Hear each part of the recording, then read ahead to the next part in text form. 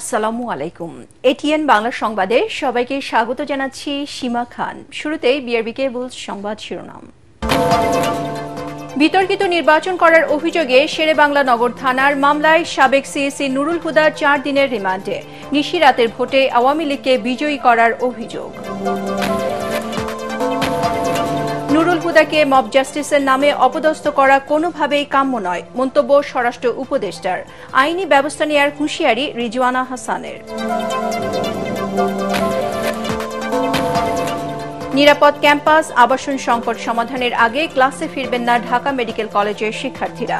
সচিবালয় কর্তৃপক্ষের সাথে আলোচনার পর জানালেন ছাত্র প্রতিনিধিরা। স্কাউটিং এর অভিজ্ঞতা নিয়ে ভবিষ্যতের পৃথিবী রচনায় এগিয়ে যাওয়ার আহ্বান প্রধান উপদেষ্টার। দেশব্যাপী কাপ কার্নিভালের উদ্বোধন।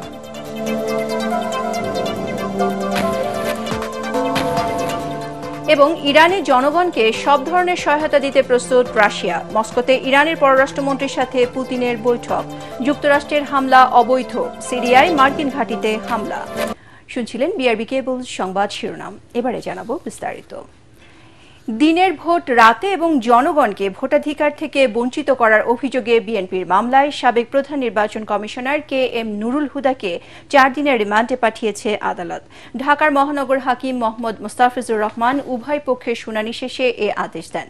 রাষ্ট্রপক্ষে পাবলিক প্রসিকিউটর ওমর ফারুকি জানান, 2018 সালে সব রাজনৈতিক দলের সঙ্গে বসে সুষ্ঠু নির্বাচনের আশ্বাস দিলেও নিশিরাতের ভোটে আওয়ামী লীগকে বিজয়ী করেন নুরুল হুদা।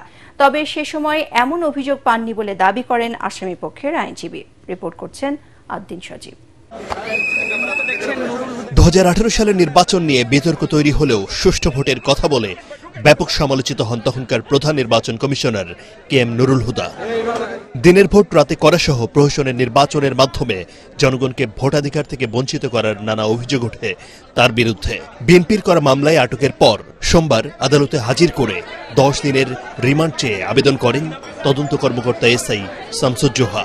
শুনানিতে যুক্তিতর্ক তুলে ধরেন উভয় পক্ষই। রাষ্ট্রপক্ষের পিপি ওমর ফারুকি বলেন, 2018 সালে জনগণকে ভোটাধিকার থেকে বঞ্চিত এবং বিতর্কিত নির্বাচনকে সুষ্ঠু বলে মিথ্যা বিবৃতি দিয়ে জাতির সঙ্গে তামাশা করেছেন KM নুরুল হুদা। অনেক রাজনৈতিক দল সবার সঙ্গে বৈঠক করে দেশের মানুষকে একটি সুষ্ঠু, অবাধ এবং নিরপেক্ষ নির্বাচনের আশ্বাস দিয়েছিল, কিন্তু আমরা দেখলাম কি 30/12/18 তারিখে জনগণ দেখল যে সে এই নুরুল হুদা, সে এবং তার অন্যান্য কমিশনার বৃন্দ সারা বাংলাদেশের সকল ডিসি এবং ইউনোর মাধ্যমে সেই দিনের ভোট রাতে ব্যালট বক্সে তারা এগুলা ভরে দিয়ে সকালবেলা তারা ঘোষণা করেছে যে আওয়ামী লীগ বিজয়ী হয়ে গেছে। তবে আসামি পক্ষের আইনজীবী এসব অভিযোগ অস্বীকার করেন এবং সাবেক সিইসির হার্ট, কিডনি, উচ্চ রক্তচাপ সহ তার অসুস্থতার কথা তুলে ধরে জামিন আবেদন করেন। আমরা বলেছি যে এই ধারাগুলো শুধু নির্বাচনের যে প্রার্থী এবং ভোটারদের উপরে এই ধারাগুলো বর্তায়। অতএব বিজ্ঞ আদালতকে আমরা এটি বুঝাতে সক্ষম হয়েছি। রোববার শেরেবাংলা থানায় বিএনপির মামলায় আসামি হওয়ার 6 ঘণ্টা পর সন্ধ্যা 7:30টার দিকে উত্তরার বাসা থেকে আটক করা হয় সাবেক সিইসি নুরুল হুদাকে। আদ্দিন সজীব, এটিএন বাংলা, ঢাকা। সাবেক সিইসি নুরুল হুদাকে মব জাস্টিসের নামে জুতা পেটা করা অগ্রহণযোগ্য। এর সাথে আইন শৃঙ্খলা বাহিনীর কেউ জড়িত থাকলে ব্যবস্থা নেয়ার আশ্বাস দিলেন স্বরাষ্ট্র উপদেষ্টা জাহাঙ্গীর আলম চৌধুরী। ওই ঘটনার নিন্দা জানিয়ে পরিবেশ উপদেষ্টা সৈয়দা রিজওয়ানা হাসান জানান, দায়ীদের বিরুদ্ধে আইনি ব্যবস্থা নেবে সরকার। রিপোর্টে জানাচ্ছেন মাহবুব কবির চপল।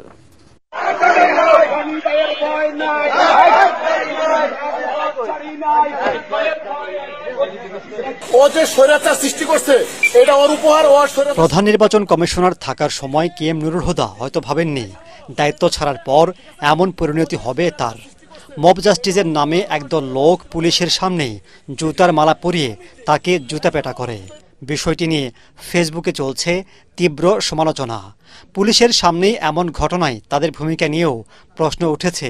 স্বরাষ্ট্র উপদেষ্টা বলছেন, বিষয়টি খতিয়ে দেখছেন তারা। মব জাস্টিস এটা হলো কোনো অবস্থায় গ্রহণযোগ্য না।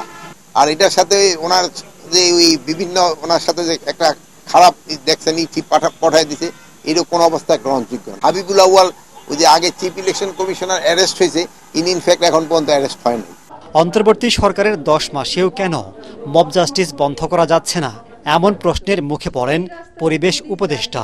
তিনি মনে করেন ক্ষোভ থেকে হয়তো মানুষ এমনটা করছে, তবে এসবে সমর্থন নেই সরকারের, নেওয়া হবে কঠোর আইনি ব্যবস্থা। কেন পারা যাচ্ছে না, এটা প্রত্যেকেরই আসলে আত্মবিশ্লেষণের একটা জায়গা আছে। হ্যাঁ, আমরা খুব একটা আদর্শ পরিবেশে দায়িত্বভারটা গ্রহণ করি নাই, এবং আমরা এর লোক ওর লোক এটা সবসময় শুনি। সে অর্থে আমাদেরকে কিন্তু ইস্যু ভিত্তিক কাজ করে যেতে হচ্ছে। আমরা চেষ্টা করছি যতটা নন ভায়োলেন্ট উপায়ে পারা যায় সকল বিক্ষোভটাকে অ্যাড্রেস করতে। দমন তো আমি বলবোই না, কারণ প্রত্যেকেই তার গ্রিভেন্স প্রকাশ করার অধিকার আছে। তো ঘটনা না ঘটলে তো আর বিবৃতি দিতে পারবে না। পুলিশের সামনে তখন কি আমরা কেউ ছিলাম, বা আমরা ওটা তো পুলিশের একটা মামলা হয়েছে, পুলিশ গেছে গ্রেফতার করতে। তবে এই মব জাস্টিস যেটা ঘটলো, মব অ্যাটেম্প্ট যেটা ঘটলো, এটাকে আমরা তীব্রভাবে নিন্দা জানাচ্ছি, এবং আমরা আবারও বলছি যে আইনি প্রক্রিয়া গ্রহণের কাজটা স্বরাষ্ট্র মন্ত্রণালয় থেকে শুরু হয়েছে। ভবিষ্যতে এ ধরনের ঘটনা বন্ধে সরকার আরও তৎপর থাকবে বলেও জানান তিনি।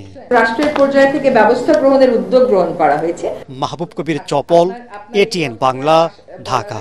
কথা বলিনি যে আমরা সাবেক প্রধান নির্বাচন কমিশনার নুরুল হুদার সাথে মবের ঘটনায় দলের কেউ জড়িত থাকলে তা তদন্ত করে ব্যবস্থা নেওয়ার কথা জানিয়েছেন বিএনপির স্থায়ী কমিটির সদস্য সালাউদ্দিন আহমেদ।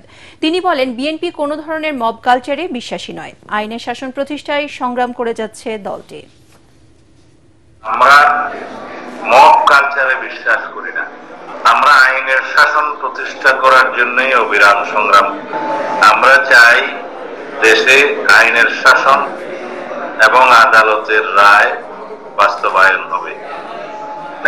আইনের শাসন প্রতিষ্ঠা এবং আদালতের রায় বাস্তবায়ন হবে। বিচার প্রক্রিয়ায় স্বচ্ছতা থাকবে। সাবেক প্রধান নির্বাচন কমিশনার নুরুল হুদার বিরুদ্ধে অভিযোগ, তার গ্রেফতার প্রক্রিয়া আইনগতভাবে যথাযথভাবে পরিচালিত হবে। এটি একটি বিচ্ছিন্ন ঘটনা।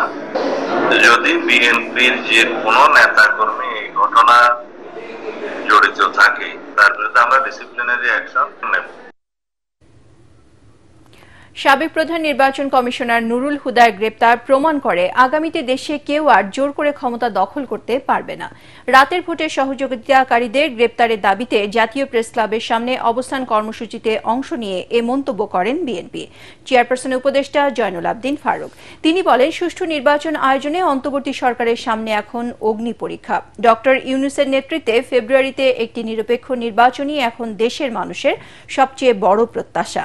এ সময় এনসিপিকে হুঁশিয়ার করে বিএনপির এই নেতা আরও বলেন, 16 বছর যারা গণতন্ত্রের জন্য লড়াই করেছে তাদের বিরুদ্ধে কথা বললে জনবিচ্ছিন্ন হতে হবে। কারা নিরপেক্ষ ভোটে এই দেশে ক্ষমতা বা সরকার গঠন করবে তাদের উপরে ছেড়ে দেন। জোর করে কেউ আর ক্ষমতা দখল করতে পারবেন না, তার প্রমাণ প্রধান নির্বাচন কমিশনের গ্রেফতার। তাই নির্বাচন কমিশন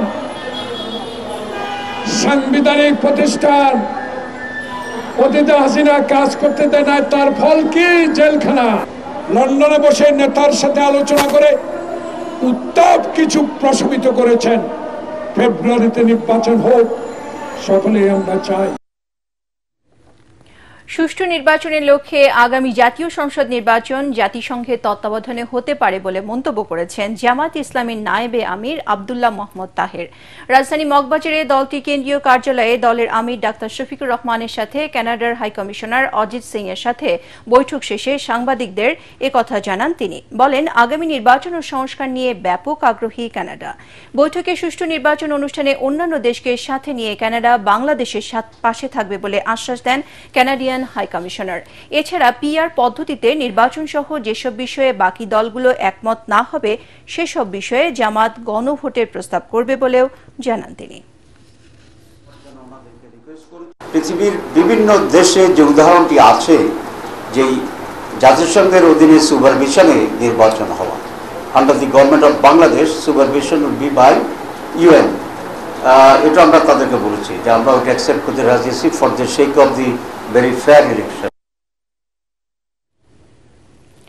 আবাসন সংকট দূর করা, নিরাপদ একাডেমিক ভবন সহ 5 দফা দাবি পূরণে সুনির্দিষ্ট রোডম্যাপ না দেয়া পর্যন্ত আন্দোলন চালিয়ে যাওয়ার ঘোষণা দিয়েছেন ঢাকা মেডিকেল কলেজের শিক্ষার্থীরা। দুপুরে সচিবালয়ের স্বাস্থ্য মন্ত্রণালয়ের বিশেষ সহকারী অধ্যাপক ডাক্তার সাইদুর রহমানের সাথে বৈঠক করেন তারা। এদিন স্বাস্থ্য উপদেষ্টার সাথে বৈঠকের পর ঢাকা মেডিকেলের ডাক্তাররা জানান দ্রুত সমস্যা সমাধানের আশ্বাস দিয়েছেন স্বাস্থ্য উপদেষ্টা। রিপোর্ট করছেন মুশফিকুর রহমান। আন্দোলনে অনেকটা অচল ঢাকা মেডিকেল কলেজ। ক্লাসে নেই শিক্ষার্থীরা, হল ছাড়ার নোটিশ দিলেও তা মানছে না তারা। এদিকে সচিবালয়ে 5 দফা দাবি নিয়ে স্বাস্থ্য মন্ত্রণালয়ের বিশেষ সহকারী অধ্যাপক ডাক্তার সাইদুর রহমানের সাথে বৈঠকে বসেন ঢাকা মেডিকেল কলেজের 7 শিক্ষার্থী। ঘণ্টা দুয়েক আলোচনা করেন তারা। দাবির বিষয়ে একমত পোষণ করলেও লিখিত প্রতিশ্রুতি দিতে রাজি হননি বিশেষ সহকারী। তাই আন্দোলন চালিয়ে যাবার কথা জানান শিক্ষার্থীরা। সেই বিকল্প আবাসন হতে পারে অন্য কোথাও একটা শিফট করে নেওয়া, অন্য একটা ভবন ভাড়া নেওয়া বা একটা টিনশেড। সো এইটার ব্যাপারে কিভাবে কি হবে, ছেলে আর মেয়ে আলাদা হবে কি হবে না, এটার ব্যাপারে এখনো কোনো ক্লিয়ার রোডম্যাপ আসেনি। এবং আমরা যখন বৈঠক করছিলাম ঠিক সেই মুহূর্তে আমাদের যে ঢাকা মেডিকেল কলেজের অ্যানাটমি ডিপার্টমেন্ট সেই জায়গায় আবার দেয়াল ভেঙে পড়েছে। সো আমরা যে সেই জায়গায় ক্লাসে ফিরবো সেই জায়গায় এখনো সেরকম পরিবেশ তৈরি হয়নি এবং অ্যানাটমি ডিপার্টমেন্ট শিফট করে কোথায় নেওয়া হবে এটার ব্যাপারে এখনো কোনো ক্লিয়ার ইনস্ট্রাকশন আসেনি। সো আমরা সেটার জন্য অপেক্ষা করছি এবং বাজেট সম্পর্কে সহ এবং বিকল্প আবাসন সম্পর্কে এখনো কিছু বিষয় সম্বন্ধে আমাদের একটু অপেক্ষা করতে বলেছেন, যেটার ব্যাপারে আমাদেরকে বলেছেন যে পরে জানানো হবে। এদিকে স্বাস্থ্য উপদেষ্টার সাথে বৈঠক করেন ঢাকা মেডিকেল কলেজের অধ্যক্ষ সহ কয়েকজন শিক্ষক। শিক্ষার্থীদের দাবির বিষয়ে উপদেষ্টা আশ্বস্ত করেছেন বলে জানান তারা। আমরা যেন সামনে যেতে পারি, ছাত্ররাও ক্লাসে ফিরতে পারে এবং আমরাও আমাদের যেন একটা স্বাচ্ছন্দ্য বোধ করতে পারি। ছাত্রদের হল, যেটা আবারও বলতেছি, ইমিডিয়েট যে সমস্যার সমাধান দরকার সেটুকু যেন হয় এবং লং টার্ম যেটা দরকার সেটা হয়। তবে মন্ত্রণালয়ের দৃশ্যমান পদক্ষেপ না আসা পর্যন্ত ক্লাসে ফিরবেন না বলে জানান শিক্ষার্থীরা। মুশফিকুর রহমান, এটিএন বাংলা, ঢাকা। স্কাউটিং এর অভিজ্ঞতা কাজে লাগিয়ে আগামীর পৃথিবী গড়ে তুলতে শিক্ষার্থীদের আহ্বান জানিয়েছেন প্রধান উপদেষ্টা ডক্টর মোহাম্মদ ইউনূস। বাংলাদেশ স্কাউটসের কাব কার্নিভাল ও শাপলা কাব অ্যাওয়ার্ড বিতরণ অনুষ্ঠানে তিনি এ আহ্বান জানান। প্রধান উপদেষ্টা বলেন, শিক্ষার্থীদের নিজেকে আবিষ্কারের পাশাপাশি বিশ্বকে আবিষ্কার করার এখনই উপযুক্ত সময়। আরও জানাচ্ছেন ইয়াসিন রানা। প্রধান উপদেষ্টার কার্যালয়ে স্কাউটসের কাপ কার্নিভাল ও শাপলা কাপ অ্যাওয়ার্ড বিতরণ অনুষ্ঠানের আয়োজন করা হয়। অনুষ্ঠানে সাহসিকতার জন্য জুলাই গণঅভ্যুত্থানে শহীদ মীর মাহফুজুর রহমান মুগ্ধ সহ 8 জন শহীদ স্কাউটস সদস্যকে গ্যালান্ট্রি অ্যাওয়ার্ড দেয়া হয়। এছাড়াও সারা দেশের শ্রেষ্ঠ স্কাউটসদের দেওয়া হয় শাপলা কাপ অ্যাওয়ার্ড। উদ্বোধনী বক্তব্যে স্কাউটসের সাথে নিজের সম্পৃক্ততার কথা তুলে ধরেন প্রধান উপদেষ্টা ডক্টর মোহাম্মদ ইউনূস। জানান, স্কুল জীবনে বিশ্ব জাম্বরিতে যোগ দিতে ইউরোপ, আমেরিকা, কানাডা ভ্রমণের রোমাঞ্চকর অভিজ্ঞতার কথা। সে কি মহা উৎসব, যাওয়া, আটলান্টিক পাড়ি দেওয়া, ক্যানাডাতে জাম্বরি করা, সারা বিশ্ব দেখা। আমাদেরকে জাহাজে করে নিয়ে গেল, লন্ডন থেকে নিউ ইয়র্ক জাহাজে, এই সমুদ্র যাত্রা, বিরাট আটলান্টিক পাড়ি দেওয়া, বাচ্চা বাচ্চা ছেলে, পুরো জাহাজ মাতিয়ে ফেললো এই কজন ছেলে। স্কাউটদের উদ্দেশ্যে ডক্টর ইউনূস বলেন, এখন সময় নিজেকে মেলে ধরার, অভিজ্ঞতার নতুন নতুন দরজা আবিষ্কার করার। এটা মস্ত বড় সুযোগ, এই বয়সে এরকম সুযোগ পাওয়ার। দুনিয়াকে আবিষ্কার করা, তার চাইতে বড় হলো নিজেকে আবিষ্কার করা। না হলে গদবাঁধা জীবনে, ছাত্র জীবনে নিজের সঙ্গে পরিচয় হওয়ার আর কোনো সুযোগ নেই। স্কাউটিং একটা বড় দরজা খুলে দিয়েছে তোমাকে তোমার সঙ্গে পরিচয় করিয়ে দেওয়ার জন্য। স্কাউটিং এর মাধ্যমে সময়কে কাজে লাগানোর আহ্বান জানান তিনি। এই বয়সটা খুব মূল্যবান বয়স, কিন্তু সারা ভবিষ্যৎ রচনা হবে তোমাদের এই ভবিষ্যৎ, এই বয়সের অভিজ্ঞতার মাধ্যমে। ঠিক আছে, সেই বয়সের এসে দরজাটা খুলে দেওয়া সবার জন্য একটা মস্ত বড় দায়িত্ব হিসেবে রইল তোমাদের জন্য। যাই হোক, আমিও তোমাদেরকে ঈর্ষা করছি, যেহেতু তোমরা ওইখানে আছো এখন, আমিও থাকতে পারলে ভালো হতো। স্কাউটিং এর শৃঙ্খলা ও কাজের মাধ্যমে পুরো জাতি লাভবান হবে বলেও মন্তব্য করেন ডক্টর মোহাম্মদ ইউনূস। ইয়াসিন রানা, এটিএন বাংলা, ঢাকা। আগামী 27 জুনের মধ্যে এনবিআর চেয়ারম্যানকে অপসারণ করা না হলে 28 জুন রোববার থেকে কমপ্লিট শাটডাউনের ঘোষণা দিয়েছে এনবিআর সংস্কার ঐক্য পরিষদ। দুপুরে রাজধানী আগারগাঁওয়ে রাজস্ব ভবনে সংবাদ সম্মেলনে এ ঘোষণা দেন সংগঠনটির নেতারা। এদিন কাফনের কাপড় পরে কর্মসূচি পালন করে আন্দোলনকারীরা। তরিক ইসলামের রিপোর্ট। জাতীয় রাজস্ব বোর্ড এনবিআর চেয়ারম্যান আব্দুর রহমানকে অপসারণ, কর্মকর্তাদের হয়রানিমূলক বদলি ও অধ্যাদেশ বাতিলের দাবিতে আবারও কর্মবিরতি পালন করেছে এনবিআর সংস্কার ঐক্য পরিষদ। সকালে এনবিআর ভবনের সামনে প্লাকার্ড ও কাফনের কাপড় পরে এই কর্মসূচি পালন করে কর্মকর্তা কর্মচারীরা। এনবিআর সংস্কার ঐক্য পরিষদের এই সময় লিখিত বক্তব্যে এনবিআর চেয়ারম্যানের বিভিন্ন অনিয়ম তুলে ধরেন সংগঠনটির সাধারণ সম্পাদক। পতিত ফ্যাসিস্ট আওয়ামী লীগ সরকারের এজেন্ডা বাস্তবায়নকারী 44 আমলার মধ্যে তালিকায় 3 নম্বরে রয়েছে বর্তমান এনবিআর চেয়ারম্যানের নাম। রাজস্ব ব্যবস্থা সংস্কার বাস্তবায়নে সরকারের সদিচ্ছাকে পদে পদে বাধাগ্রস্ত করে সামগ্রিক পরিস্থিতিকে অস্থিতিশীল করতে বদলি নীতিমালার তোয়াক্কা না করে কর বিভাগের সিনিয়র কমিশনারকে প্রতিহিংসামূলকভাবে নিপীড়নমূলক বদলি করেছেন। এদিকে বর্তমান চেয়ারম্যানকে দেশবিরোধী উল্লেখ করে অবিলম্বে তার পদত্যাগের দাবিতে কর্মসূচি ঘোষণা করেন সংগঠনটির সভাপতি।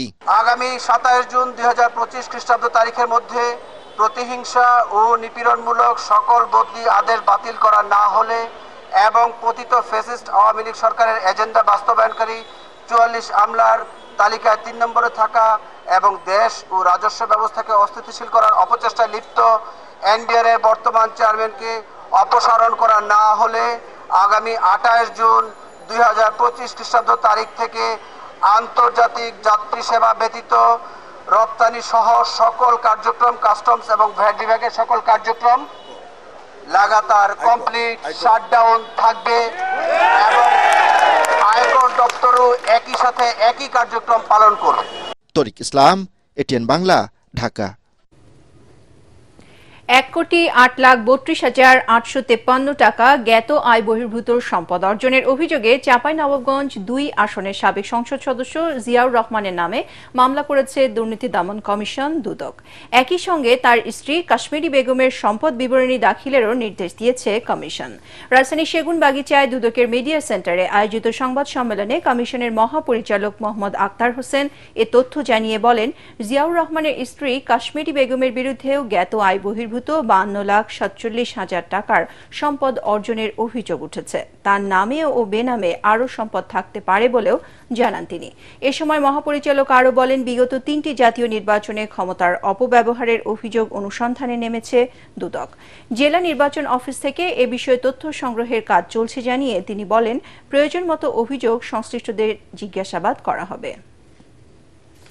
জিয়াউর রহমান সাবেক সংসদ সদস্য চাঁপাইনবাবগঞ্জ 2 এর বিরুদ্ধে দুর্নীতি দমন কমিশন আইন 2004, মানি লন্ডারিং প্রতিরোধ আইন 2012 এবং দুর্নীতি প্রতিরোধ আইন 1947 এর সংশ্লিষ্ট ধারায় একটি মামলা রুজুর সিদ্ধান্ত গৃহীত হয়েছে। এছাড়া তার স্ত্রীর বিরুদ্ধে জ্ঞাত আয় উৎস বহির্ভূত সম্পদ অর্জনের অভিযোগের প্রাথমিক সত্যতা পাওয়ায় তার প্রতি সম্পদ বিবরণী নোটিশ জারির সিদ্ধান্ত গৃহীত হয়েছে। চট্টগ্রামের কাপাসগোলা মোড়ে খোলা ড্রেনে পড়ে 6 মাস বয়সী শিশু শেহরিশের মৃত্যুর ঘটনায় কেন যথাযথ ক্ষতিপূরণ দেয়া হবে না তা জানতে চেয়ে রুল জারি করেছে হাইকোর্ট। একই সাথে কর্তৃপক্ষের নিষ্ক্রিয়তা কেন বেআইনি ঘোষণা করা হবে না তা জানতে চাওয়া হয়েছে রুলে। বিচারপতি ফাতেমা নজিব ও বিচারপতি হামিদুর রহমানের দ্বৈত বেঞ্চ এই রুল জারি করেন। স্থানীয় সরকার মন্ত্রণালয়ের সচিব, চট্টগ্রাম সিটি কর্পোরেশনের মেয়র, চট্টগ্রাম ওয়াসার ব্যবস্থাপনা পরিচালক সহ মোট 7 জনকে রুলের জবাব দিতে বলা হয়েছে। গত 18 এপ্রিল রাতে মায়ের কোলে থাকা 6 মাস বয়সী শিশু সহ 3 জনকে নিয়ে একটি ব্যাটারি চালিত অটোরিকশা খালে পড়ে যায়। রিকশায় থাকা মা ও দাদি খাল থেকে উঠে এলেও শিশু শেহরিশের খোঁজ পাওয়া যাচ্ছিল না। পরদিন সকালে কাপাসগোলা থেকে কয়েক কিলোমিটার দূরে চাকতাই খাল থেকে শিশুটির মরদেহ উদ্ধার করা হয়। সংবাদ মাধ্যমের তথ্য অনুযায়ী গত 4 বছরে শুধুমাত্র চট্টগ্রাম সিটি কর্পোরেশনের নালাখালায় পড়ে মারা গিয়েছে অন্তত 12 জন এবং নিখোঁজ রয়েছে 2 জন, আর আহতের সংখ্যা এর চেয়ে অনেক বেশি। এই নিরাপত্তা বেষ্টনী না থাকার কারণে খাল ও নালাগুলি মৃত্যু ফাঁদে পরিণত হয়েছে। ইরানের জনগণকে সব ধরনের সহায়তা দিতে প্রস্তুত রাশিয়া। মস্কোয় ইরানের পররাষ্ট্রমন্ত্রী আব্বাস আরগচির সাথে গুরুত্বপূর্ণ বৈঠকে একথা জানান রুশ প্রেসিডেন্ট ভ্লাদিমির পুতিন। এ সময় ইরানকে ঘিরে ইসরায়েল ও আমেরিকার হামলা সম্পূর্ণ অবৈধ বলেও আখ্যা দেন তিনি। এদিকে ইরানের পারমাণবিক স্থাপনায় ভয়াবহ মার্কিন হামলার একদিন পর আবারও সেই স্থানগুলোতে হামলা চালিয়েছে ইসরায়েল। জবাবে এবার দিনের বেলা ইসরায়েলকে নিশানা করে সবচেয়ে বড় হামলাও পরিচালনা করে তেহরান। এছাড়া সিরিয়ায় মার্কিন এক সেনা ঘাঁটিতে হামলার ঘটনা ঘটেছে। হামলা পাল্টা হামলার মাঝে অতি গুরুত্বপূর্ণ হরমুজ প্রণালী থেকে সরে যেতে শুরু করেছে বিভিন্ন বাণিজ্যিক জাহাজ। মধ্যপ্রাচ্য পরিস্থিতির সবশেষ খবর জাহিদুল আলমের রিপোর্টে। ইরান ইসরায়েল সংঘাতে আজকে সবচেয়ে আলোচিত খবর ইরানি জনগণকে সহায়তা করতে রুশ প্রেসিডেন্ট পুতিনের সায়। ইরানি পররাষ্ট্রমন্ত্রী আব্বাস আরাগচির সাথে বৈঠকে তিনি বলেন, ইরানের বিরুদ্ধে যে অভিযোগে আগ্রাসন চালানো হচ্ছে তা ভিত্তিহীন। এ সময় তাকে সত্যের পক্ষে থাকার জন্য ধন্যবাদ জানান আরাগচি। এদিকে মার্কিন বিমান হামলার একদিন পর আবারও ইরানি পারমাণবিক স্থাপনাগুলোয় হামলা চালিয়েছে ইসরায়েল। এসব গবেষণা কেন্দ্রগুলোয় কোনোভাবে যেন আর ঢোকা না যায় তা নিশ্চিতেই প্রবেশপথগুলোকে লক্ষ্য করে ফের হামলা। এছাড়া এক বিবৃতিতে দখলদার বাহিনী জানায় তাদের পরবর্তী লক্ষ্য ইসলামী বিপ্লবী গার্ড কোরের সদর দপ্তরগুলো ধ্বংস করা। אנחנו ממשיכים לפגוע ולשלול את יכולת שיגור וייצור הטילים של המשטר האיראני. এদিকে জবাব দিতে সিরিয়ায় মার্কিন সামরিক ঘাঁটিতে হামলার ঘটনা ঘটেছে। সোমবার হাসাকাহর প্রদেশে ওই ঘাঁটি মর্টার হামলার শিকার হয়, তবে তাৎক্ষণিকভাবে এখনো কোনো হতাহত, ক্ষয়ক্ষতি কিংবা এর সাথে কারা সম্পৃক্ত সে খবর পাওয়া যায়নি। এছাড়া এবার দিনেই ইসরায়েলকে লক্ষ্য করে ব্যাপক ক্ষেপণাস্ত্র ছড়ে ইরান। এতে সেখানকার বেশ কয়েকটি বিদ্যুৎ কেন্দ্র অচল হয়ে পড়ে। ইসরায়েলি সংবাদ মাধ্যমগুলো জানায় 13 জুন হামলা শুরুর পর সোমবার সবচেয়ে লম্বা সময় আশ্রয় কেন্দ্রে থাকতে বলা হয়েছিল ইসরায়েলিদের। এদিকে বিভিন্ন ভিডিওতে দেখা যায় ইসরায়েলের দিকে ছোড়া অসংখ্য ক্ষেপণাস্ত্র জর্ডানের আকাশে প্রতিহত হচ্ছে। এর আগে ইরানের 6টি বিমানবন্দরে হামলা চালায় তেল আবিব। এতে ইসলামী বিপ্লবী গার্ড কোরের 10 সদস্য নিহত হন। আন্তর্জাতিক বিশ্লেষকরা বলছেন, ইসরায়েলের হামলায় ইরানের আকাশ প্রতিরক্ষা ব্যবস্থার দৈন্যদশা ফুটে উঠেছে। তাই অস্তিত্ব রক্ষায় দেশটি আরও বেশি আগ্রাসী হয়ে উঠতে পারে। এছাড়া পারমাণবিক স্থাপনায় মার্কিন হামলার কারণে এখন দেশটি আত্মরক্ষার তাগিদে লোকচক্ষুর আড়ালে তাদের পারমাণবিক কর্মসূচির পরিধি আরও বাড়াতে পারে। জাহিদুল আলম, এটিএন বাংলা। রামপাল পাওয়ার প্ল্যান্টে ভারতীয় ও বাংলাদেশি কর্মকর্তা কর্মচারীদের মধ্যে বেতন বৈষম্য কেন অবৈধ ঘোষণা করা হবে না তা জানতে চেয়ে রুল জারি করেছে হাইকোর্ট। বিচারপতি ফয়েজ আহমেদ ও বিচারপতি আকরাম হোসেন চৌধুরী দ্বৈত বেঞ্চ এর রুল জারি করেন। বিদ্যুৎ মন্ত্রণালয় সহ সংশ্লিষ্টদের রুলের জবাব দিতে বলা হয়েছে। বাংলাদেশ ভারত ফ্রেন্ডশিপ বিদ্যুৎ কেন্দ্রে 51 জন ভারতীয় ম্যানেজারিয়াল পোস্টে কাজ করেন। তারা জনপ্রতি মাসে বেতন পান 23 থেকে 25 লাখ টাকা। একই পদে 229 জন বাংলাদেশি বেতন পাচ্ছেন 1 লাখ টাকা। বেতন বৈষম্য সহ বিভিন্ন অনিয়ম নিয়ে আইনজীবী সালেকুজ্জামানকে চিঠি পাঠান রামপাল পাওয়ার প্ল্যান্টে কর্মরত বাংলাদেশিরা। তারই পরিপ্রেক্ষিতে ওই আইনজীবী হাইকোর্টে রিট করেন। পলিসি 18 বাংলাদেশের পার্টে যে এমপ্লয়িগুলো আছেন তারা কিন্তু বুয়েটের বিভিন্ন ভালো ভালো ইউনিভার্সিটির ইঞ্জিনিয়ার, তারা এখানে কাজ করছেন। তারা সর্বসাকুল্যে প্রতি মাসে 1 লাখ টাকাও ড্র করতে পারছেন না। তাহলে বেতনের যে বৈষম্যটা, একই কোম্পানিতে একজন ইন্ডিয়ান এমপ্লয়ি পাচ্ছেন 23 থেকে 25 লাখ, একজন বাংলাদেশ এমপ্লয়ি পাচ্ছেন 1 লাখের নিচে। এছাড়াও তারা অ্যালিগেশন করেছেন যে বাংলাদেশের এমপ্লয়ি যে রিক্রুটমেন্ট হচ্ছে এখানে তারা রিলিজিয়াস ডিসক্রিমিনেশনের অ্যালিগেশন করেছেন। এবারের ঈদে সরকার নির্ধারিত দামে কোরবানির পশু চামড়া বিক্রি হয়নি বলে জানিয়েছেন বিশ্লেষকরা। তাদের মতে সবচেয়ে ভালো মানের চামড়া প্রতি বর্গফুট সর্বোচ্চ 39 টাকা দরে বিক্রি হয়েছে। রাজধানীতে চামড়া সরবরাহ, কাঁচা চামড়ার মান ও মূল্য নিশ্চিতকরণ নিয়ে সেমিনারে ব্যবসায়ীরা বলেন, রপ্তানি মূল্য কমে যাওয়ায় চামড়ার দরপতন হয়েছে। অনুষ্ঠানে সিপিডির গবেষণা পরিচালক ডক্টর খন্দকার মোয়াজ্জেম জানান, লবণ যুক্তের পাশাপাশি লবণ ছাড়া কাঁচা চামড়ার দাম নির্ধারণ করতে হবে। শারফুল আলমের রিপোর্ট। চাহিদা কমে যাওয়ায় এবার কোরবানির ঈদে পশুর চামড়ার বাজারে ব্যাপক দরপতন হয়েছে। এতে সবচেয়ে বেশি ক্ষতিগ্রস্ত হয়েছে মৌসুমী ব্যবসায়ীরা।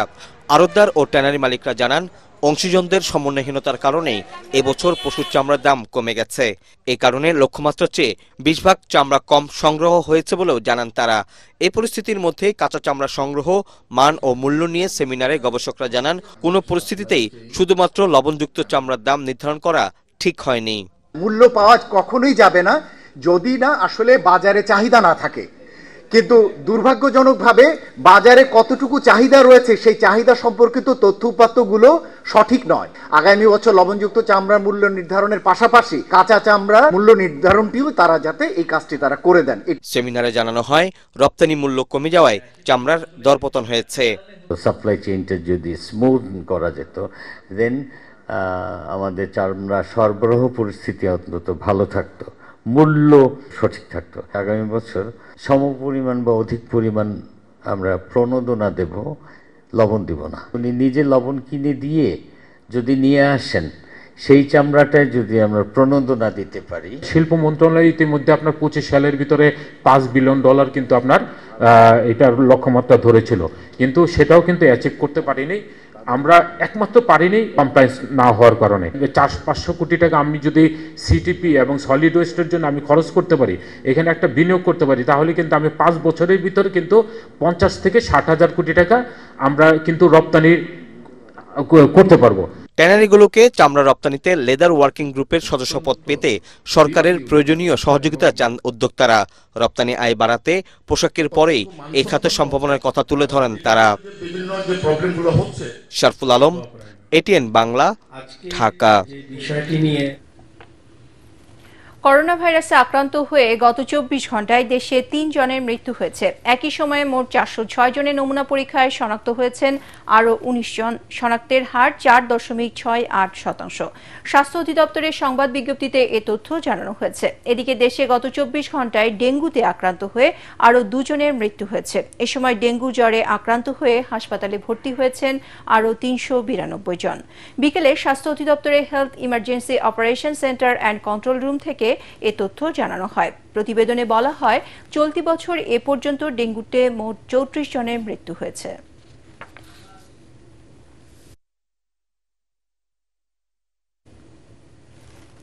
নতুন পদ্ধতিতে নঙ্গরপুরি জাতের করলা চাষে লাভের মুখ দেখছেন যশোরের কৃষকরা। ফলে এই জাতের করলা চাষে আগ্রহী হয়ে পড়েছেন তারা।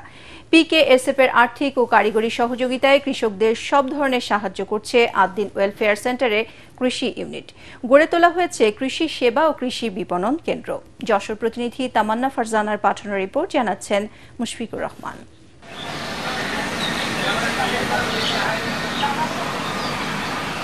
যশোর সদর উপজেলার নঙ্গরপুরে পিকেএসএফ এর আর্থিক ও কারিগরি সহযোগিতায় আদ্দিন ওয়েলফেয়ার সেন্টারের কৃষি ইউনিটের উদ্যোগে ক্লাস্টার ভিত্তিক বা নির্দিষ্ট পদ্ধতিতে সবজি উৎপাদনে উৎসাহিত করা হচ্ছে কৃষকদের। বিনামূল্যে দেয়া হচ্ছে বীজ, জৈব সার, জৈব বালাইনাশক সহ প্রয়োজনীয় সব উপকরণ। সেই সাথে দেয়া হচ্ছে প্রশিক্ষণ। ফলে বিনা খরচে সবজি চাষ করে লাভবান হচ্ছেন কৃষকরা।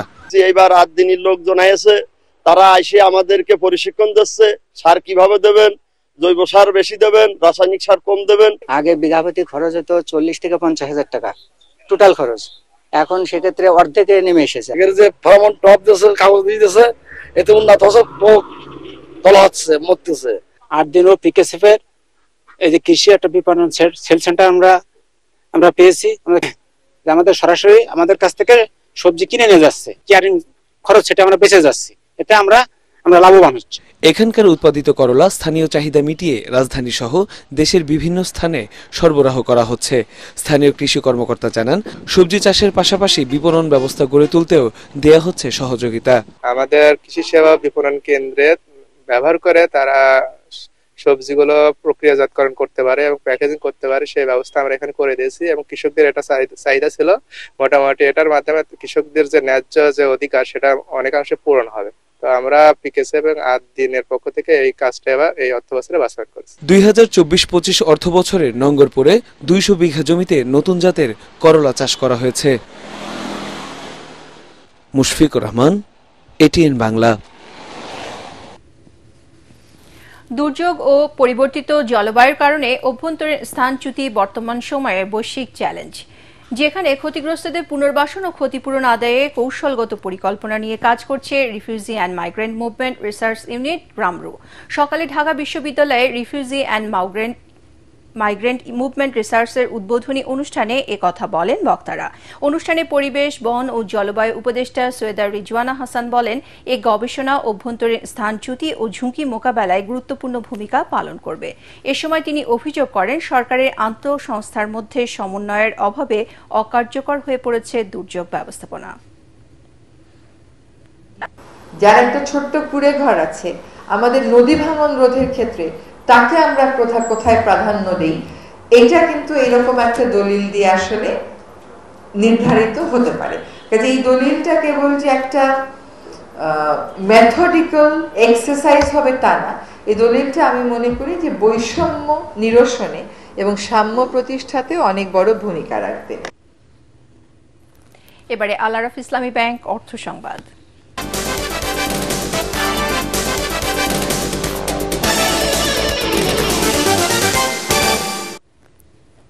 স্থানীয় পর্যায়ে দুর্যোগের ঝুঁকি কমাতে local disaster risk reduction plan প্রকল্প বাস্তবায়ন করেছে দুর্যোগ ব্যবস্থাপনা অধিদপ্তর।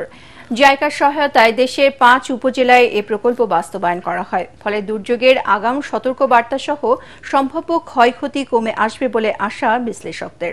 মনির হোসেন তপুর রিপোর্ট।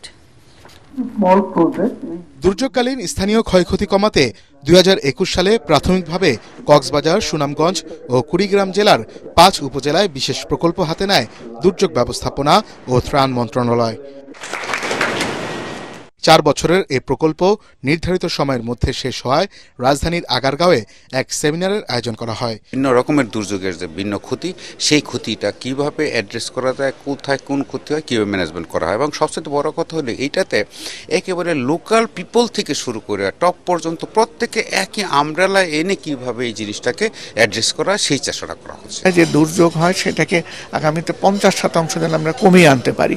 আমরা স্থাপনাও নির্মাণ করব, যেমন বাঁধ নির্মাণ করা, রাস্তা তৈরি করা, সেরকম আমরা আমাদের সক্ষমতা বৃদ্ধির জন্য প্রশিক্ষণের ব্যবস্থা করব। আমরা আরো 100টি উপজেলায় এটি করতে চাই। এ সময় সাধারণ মানুষের দুর্যোগ ঝুঁকি কমাতে বাংলাদেশের পাশে থাকার ঘোষণা দেয় জাপানি উন্নয়ন সংস্থা জাইকা।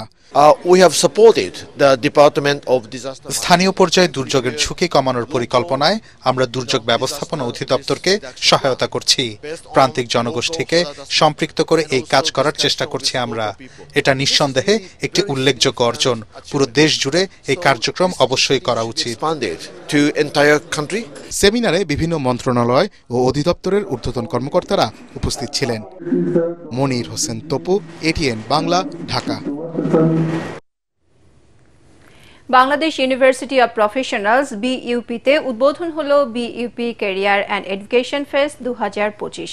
বিইউপি ক্যারিয়ার ক্লাব আয়োজিত 3 দিনের এই বার্ষিক ফ্ল্যাগশিপ ইভেন্টের প্রধান অতিথি ছিলেন পরিকল্পনা উপদেষ্টা ওয়াহিদুদ্দিন মাহমুদ। এছাড়া বিইউপির উপাচার্য মেজর জেনারেল মাহবুবুল আলম সহ সামরিক ও বেসামরিক উচ্চপদস্থ কর্মকর্তা, শিক্ষক, শিক্ষার্থী ও আমন্ত্রিত অতিথিরা উপস্থিত ছিলেন। এবছর ক্যারিয়ার ফেস্টে দেশের 35টিরও বেশি খ্যাতনামা কোম্পানি অংশ নেয়। আয়োজনটিতে শিক্ষার্থীরা নিয়োগদাতাদের সঙ্গে সরাসরি যোগাযোগ, সিভি জমা এবং বিভিন্ন খাতে ক্যারিয়ার গঠনের বিষয়ে সেমিনারে অংশ নিতে পারবেন। এর মাধ্যমে শিক্ষার্থীদের বাস্তবভিত্তিক প্রস্তুতি ও কর্মক্ষেত্রের চাহিদা সম্পর্কে সচেতনতা বৃদ্ধি পাবে বলে মনে করছেন আয়োজকরা। চাকরিতে পুনর্বহাল সহ 3 দফা দাবিতে রাজধানীর শাহবাগে জাতীয় জাদুঘরের সামনে অবস্থান নিয়েছে চাকরিচ্যুত বিডিআর সদস্যরা। সকালে কেন্দ্রীয় শহীদ মিনারে অবস্থান কর্মসূচি শেষে মিছিল নিয়ে শাহবাগ মোড়ে অবস্থান নেন আন্দোলনকারীরা। এতে যান চলাচল বন্ধ হয়ে যায়। পরে আইনশৃঙ্খলা রক্ষাকারী বাহিনী তাদেরকে সেখান থেকে সরিয়ে জাতীয় জাদুঘরের সামনে পাঠায়। পরে পরিস্থিতি স্বাভাবিক হয়। আমাদের চাকরিটা ফেরত দিতে হবে। তদন্ত কমিশন তদন্ত করে তারা দেখবে যে এর সাথে যদি আমাদের কোনো সদস্য জড়িত থেকে থাকে তাদেরকে দৃষ্টান্তমূলক শাস্তি দেবে, আমাদের কোনো আপত্তি নাই। যারা নিরপরাধ বিডিআর সদস্য খালাসপ্রাপ্ত এবং জামিনপ্রাপ্ত এখনো জেলে আছে তাদেরকে মুক্তি দেওয়া। ওই যে একটা গানে আছে না, প্রতিশ্রুতি তুমি পেটনির চলো না, আমাদেরকে প্রশাসন প্রতিনিয়ত প্রতিশ্রুতি দিয়ে যাচ্ছে। হ্যাঁ, আজকে দেখা করাই দিবে, আজকে কথা বলা দিবে, কালকে মিটিং করা দিবে, কালকে আমাদেরকে বলছে যে আজকে করবে 10টার সময়, আজকে আমাদের মিট করাই দিবে, আজকে বলতেছে কালকে করাই দিবে। ভাই, এভাবে তো আমরা 17 বছর জ্বলতেছি। এবারে খেলার খবর।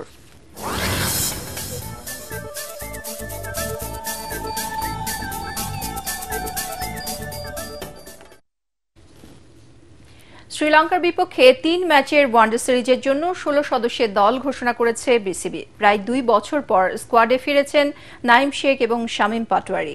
এই সিরিজ দিয়েই আনুষ্ঠানিকভাবে অধিনায়ক হিসেবে অভিষেক হচ্ছে মেহেদী হাসান মিরাজের। সকালে মিরপুরের সংবাদ সম্মেলনে দল নির্বাচনের বিভিন্ন দিক তুলে ধরেন প্রধান নির্বাচক গাজী আশরাফ হোসেন লিপু। রিপোর্ট করছেন এস.এম. আশরাফ। স্কোয়াডে সবচেয়ে বড় চমক বলতে নাইম শেখের অন্তর্ভুক্তি। সবশেষ 2023 সালে শ্রীলঙ্কার বিপক্ষে খেলার পর থেকে জাতীয় দলের বাইরে ছিলেন এই ওপেনার। তবে সাম্প্রতিক বিপিএল আর প্রিমিয়ার লিগে দুর্দান্ত পারফরমেন্সের কারণেই তাকে ফেরানো হয়েছে বলে জানান নির্বাচকরা। নাইম শেখে অত্যন্ত ডিজার্ভিং ক্যান্ডিডেট এবং তার ব্যাটিংয়ের কি পরিবর্তন হয়েছে সেগুলো আমরা বলার চেষ্টা করেছি। আমাদের বিবেচনায় যে ওই পজিশনটার জন্য নাইম শেখকে সবচেয়ে উপযুক্ত মনে করছি এই মুহূর্তে। এছাড়া ইনজুরি কাটিয়ে দলে ফিরেছেন পেসার তাসকিন আহমেদ ও মুস্তাফিজুর রহমান। 5 পেসার নিয়ে লঙ্কা যাচ্ছে টাইগাররা। প্রধান নির্বাচক বলছেন বিশ্বকাপের কথা মাথায় রেখেই দল গোছাচ্ছেন তারা। প্রত্যেককে ডিজার্ভিং ক্যান্ডিডেট হিসাবে আসতে হবে, আর কে কত বছর ধরে খেলছেন, কি করেছেন আগে, তার থেকে এখন কি করতে পারেন, কি সক্ষমতা রাখেন। Cricket is changing A lot, so that সেই অনুযায়ী প্রত্যেককে নিবেদনটা সবারই বাড়াতে হবে মাঠে। স্কোয়াডে জায়গা হয়নি আলোচনায় থাকা ব্যাটার নুরুল হাসান সোহান ও অভিজ্ঞ ক্রিকেটার সৌম্য সরকারের। মোসাদ্দেকের বিবেচনায় না থাকার কারণও বলেন প্রধান নির্বাচক। যতক্ষণ মেহেদী হাসান মিরাজ আছে, মোসাদ্দেকের কোনো সুযোগ নেই। খুব কোনো জিনিস খুব স্পষ্টভাবে হওয়া উচিত। জাস্ট আপনারা বুঝে অনেক সময় না বোঝার ভান করে কথা বলেন, অনেক সময় দ্যাটস রিয়েলি হার্টিং। তো এখানে আমি খুব পরিষ্কার করেই বলেছি যে ইয়েস, তিনি আমাদের সঙ্গে থাকবেন। এই মুহূর্তে কেউ ব্যাকআপ হিসেবে আছে, বাট তিনি যদি অপরচুনিটি পান তিনি সামনে চলে আসতে পারেন। 2 ও 5 জুলাই কলম্বোতে প্রথম 2 ওয়ানডে আর 8 জুলাই পাল্লেকেরেতে তৃতীয় ওয়ানডেতে মুখোমুখি হবে শ্রীলঙ্কা ও Bangladesh. S M. Ashraf, ATN Bangla, Dhaka. FIFA Club বিশ্বকাপে জয় পেয়েছে 3 giant Real Madrid, Manchester City এবং জুভেন্টাস। নিজেদের দ্বিতীয় ম্যাচে পাঁচুয়ার বিপক্ষে 3-1 গোলে জিতেছে স্প্যানিশ ক্লাবটি। অন্যান্য ম্যাচে সৌদি ক্লাব আল আইনকে 6-0 গোলে বিধ্বস্ত করেছে ম্যানচেস্টার সিটি, আর উইদাদের বিপক্ষে 4-1 গোলে জিতেছে জুভেন্টাস।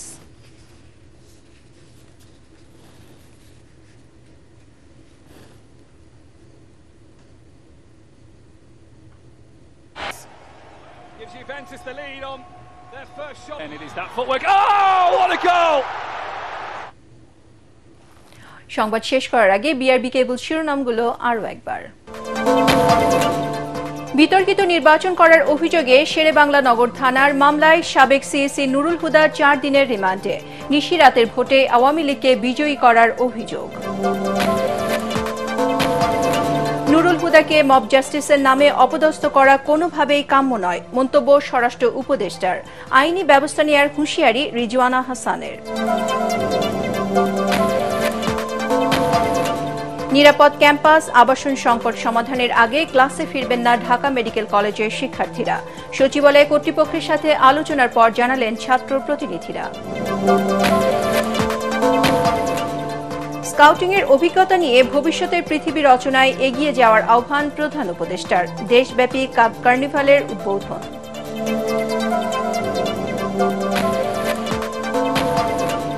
এবং ইরানি জনগণকে সব ধরনের সহায়তা দিতে প্রস্তুত রাশিয়া। মস্কোতে ইরানের পররাষ্ট্রমন্ত্রীর সাথে পুতিনের বৈঠক। যুক্তরাষ্ট্রের হামলা অবৈধ, সিরিয়ায় মার্কিন ঘাঁটিতে হামলা। পরবর্তী সংবাদ দেখার আমন্ত্রণ জানিয়ে এখনকার মতো শেষ করছি। এটিএন বাংলা সংবাদ ইউটিউবে দেখতে ব্রাউজ করুন youtube/ATN বাংলা নিউজ। ধন্যবাদ সবাইকে।